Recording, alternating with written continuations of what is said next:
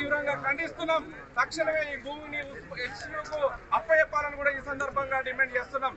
అక్కడ ఉన్నటువంటి విద్యార్థి సంఘాలు విద్యార్థులు మా యూనివర్సిటీ భూమిని కాపాడాలని శాంతియుతమైనటువంటి పద్ధతుల్లో నిరసన చేస్తుంటే అమ్మాయిలు అనేటువంటి కనికరమైనటువంటి జ్ఞానం లేకుండా బట్టలు ఇంపి అరెస్ట్ చేసి రాత్రి 11 గంటల దాకా అమ్మాయిలను పోలీసులు ఉంచినటువంటి తీవ్రమైనటువంటి నిర్బంధాన్ని ప్రయోగిస్తుంది ఈ రోజు రేవంత్ రెడ్డి ప్రభుత్వాన్ని. అందుకే రేవంత్ రెడ్డి ప్రభుత్వాన్ని సూటిగా హెచ్చరిక జారీ చేస్తున్నాం. విద్యార్థి సంఘాల నుంచి డిమాండ్ చేస్తున్నాం. తక్షణమే ఈ అప్రజాస్వామిక నిర్ణయాలను వెనక్కి తీసుకోవాలి.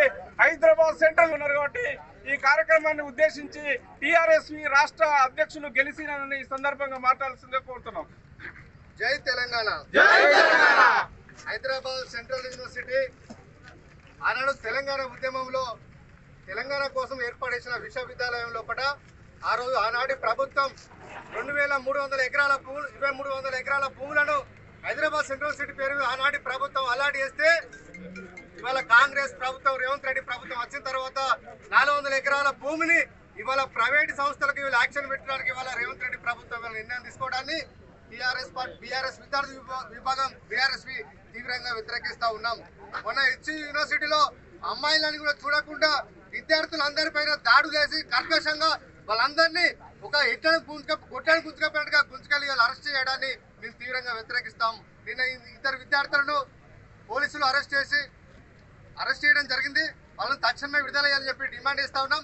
ఇవాళ అన్ని విద్యార్థి సంఘాలు ఎస్ఎఫ్ఐ కానీ మిగతా దళిత సంఘాలు కానీ ఎస్ఎస్టీ విద్యార్థి సంఘాలు బీసీ విద్యార్థి సంఘాలు మిగతా పీడీఎస్సీ విద్యార్థి సంఘాలు అన్ని సంఘాల ఆధ్వర్యంలో ఇవాళ రాష్ట్ర వ్యాప్తంగా అన్ని విశ్వవిద్యాలయాల లోపల ఇవాళ నిరసన కార్యక్రమాలు చేపట్టడం జరిగింది. ఎందుకంటే ఎన్నికల ముందు రేవంత్ రెడ్డి గారు చెప్పారు, మా ప్రభుత్వం అధికారంలోకి వస్తే ఉంటే భూమి కూడా అమ్మాం, ప్రభుత్వాన్ని నడిపిస్తాం తప్ప భవిష్యత్ తరాల కోసం భూములు అమ్మాల్సిన అవసరం లేదని చెప్పి ఆనాడు మాట్లాడిన రేవంత్ రెడ్డి గారు ఇవాళ అధికారంలోకి వచ్చిన తర్వాత ఇవాళ 400 ఎకరాల భూమిని ఎట్లా అమ్మాలని చెప్పి చూస్తున్నామని చెప్పి వాళ్ళ మేము ప్రశ్నిస్తా ఉన్నాం.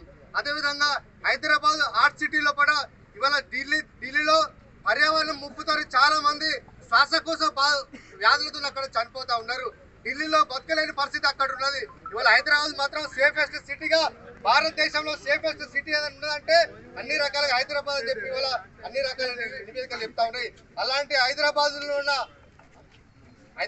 గచ్చిబౌలిలో కూడా 400 ఎకరాల భూమిని తీసుకోవడం వల్ల ఇవాళ అక్కడ పర్యావరణం సమతుల్యత దెబ్బతిని అందరికీ అనారోగ్యాల పాలయ్యే పరిస్థితి కనిపిస్తా ఉన్నట్టు ప్రభుత్వం ఈ నిర్ణయం నుంచి వెనుకోవాలని చెప్పి మేము డిమాండ్ ఇస్తా ఉన్నాం.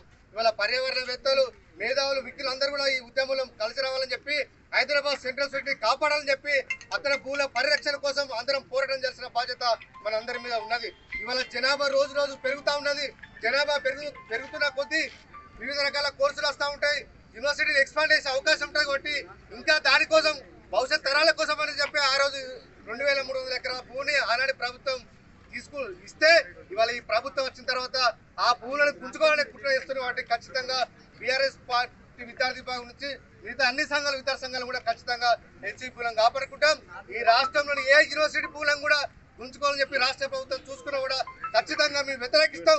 ప్రాణాలకు తెగించారే సరే ఆనాడు తెలంగాణ కోసం అయితే ఏ విధంగా మేము కొట్లాడమో ఇవాళ విశ్వవిద్యాలయాల భూముల కోసం పరిరక్షణ కోసం కూడా ఇవాళ మా బీఆర్ఎస్ ఆధ్వర్యంలో మేము పోరాటం చేస్తామని చెప్పి ఈ సందర్భంగా తెలియజేస్తూ జై తెలంగాణ.